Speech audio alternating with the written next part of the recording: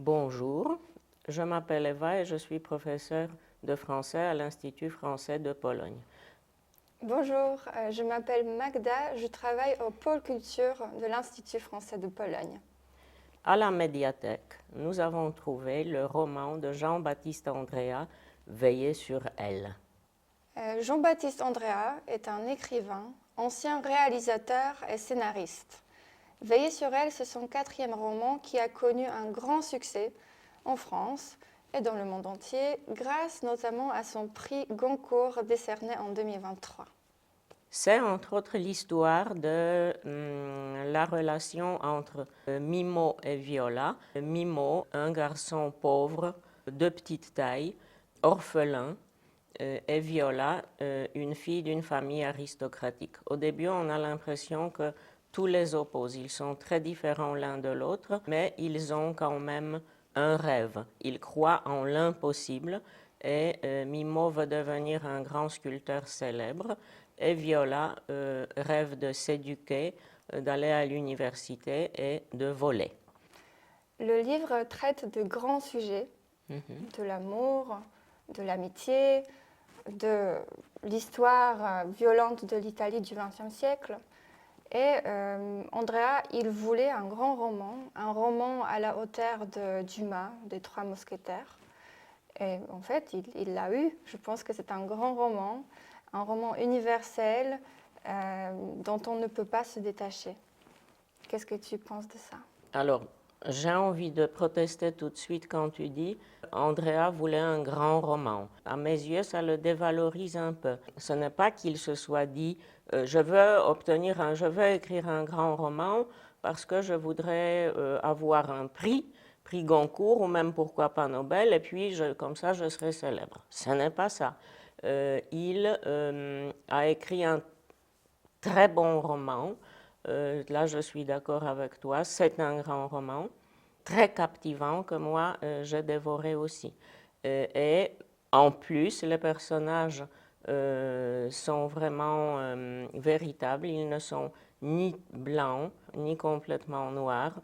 À propos, c'est qui ton personnage préféré?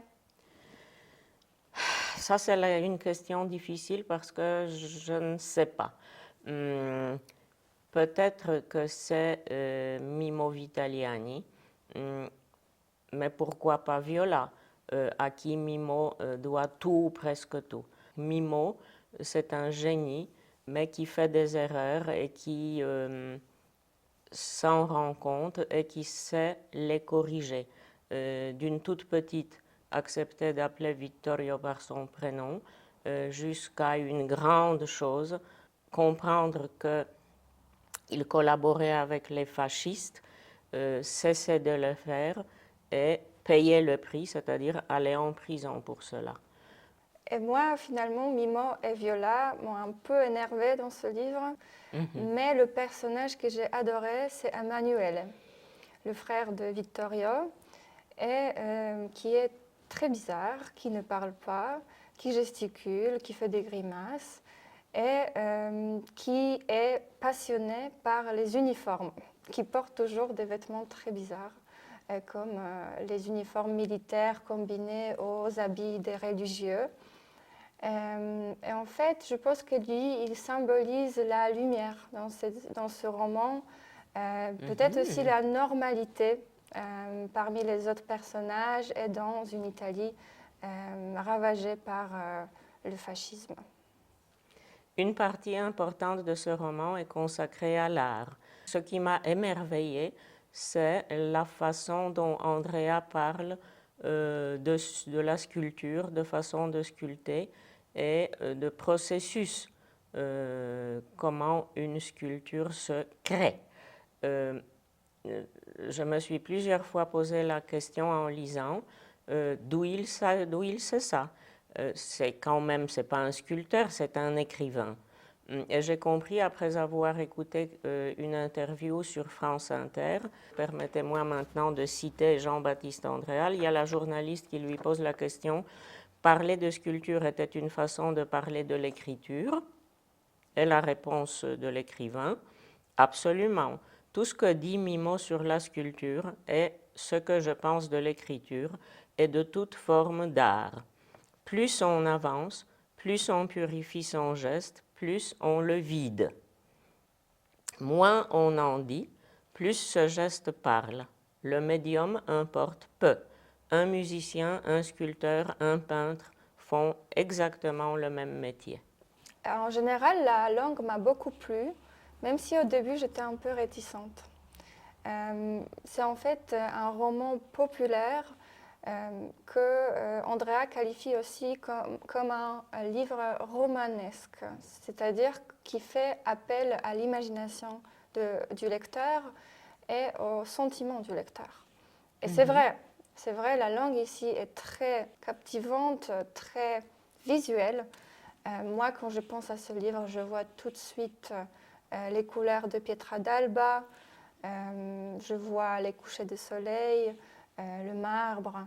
En fait, une autre chose qui m'a frappée ici, c'est justement que les personnages sont historiques. Certains personnages sont historiques. Par exemple, la famille Orsini existe vraiment. Je peux vous Pietra montrer. d'Alba aussi. Pietra d'Alba aussi. D'ailleurs, on a eu une rencontre avec Andrea à la médiathèque.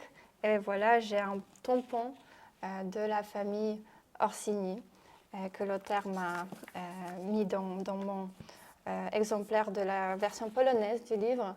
Et il y a aussi ce fameux Lachlotot qui est un personnage réel. En 1972, il s'est attaqué à la Pietà de Michelangelo Buonarroti avec un marteau. Donc voilà, c'est aussi réel. Oui. Et la narration, on va dire ça aussi, c'est la narration à la première personne. C'est Mimo qui raconte sa vie. Et on aurait tendance à penser que c'est la seule narration. Non, il y a aussi la narration de Padre Vincenzo qui s'occupe de Mimo mourant. On pourrait donc penser que c'est Mimo le personnage principal. Finalement, peut-être que non. Laissons au lecteur le plaisir de découvrir cette énigme.